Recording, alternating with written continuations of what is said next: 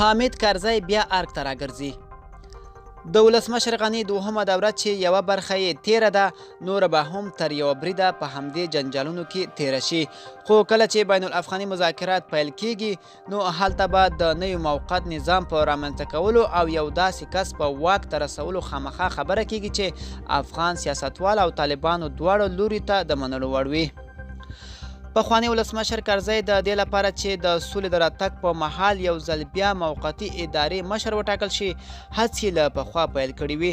وخت په وخت یې د افغان سیاستوالو ترمنځ هم د منځګړي رول لوبول او د هغه ترڅنګ یې له طالبانو سره هم ښې اړیکې ساتلي.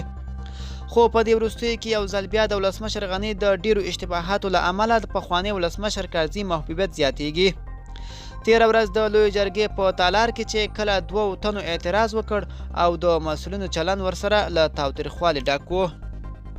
ډیری فعالانو د پخوانی ولسمشر کرزي حوصله ستایلې وه، نو په داسې حال کې چې د لوی جرګې له پای ته رسېدو سره سم بین الافغاني مذاکرات پیل کیږي او په همدې مذاکراتو کې به یو ځل د موقت حکومت په رامنځته کېدو او داسې کس په مشر کېدو چې طالبانو ته هم د منلو وړ وي خبره کیږي، خو داسې حکومت د رهبرۍ کولو چانس تر هر چا ډیر د پخوانی ولسمشر کرزي دی. ځکه نوموړی له یو خوا له افغان سیاستوالو او بل خوا طالبانو سره ښې اړیکې لري، خو په دې وروستیو کې د اوسني ولسمشر د ډیرو تېروتنو له امله خلک هم تر ډیره پخوانی ولسمشر کرزي د بیا راتګ انتظار کوي. ملګرو دا به زموږ چمتو شوي ویډیو د لا ښکلو ویډیوګانو لپاره زموږ چینل سابسکرایب کړئ او تر بلې ویډیو ښه وخت.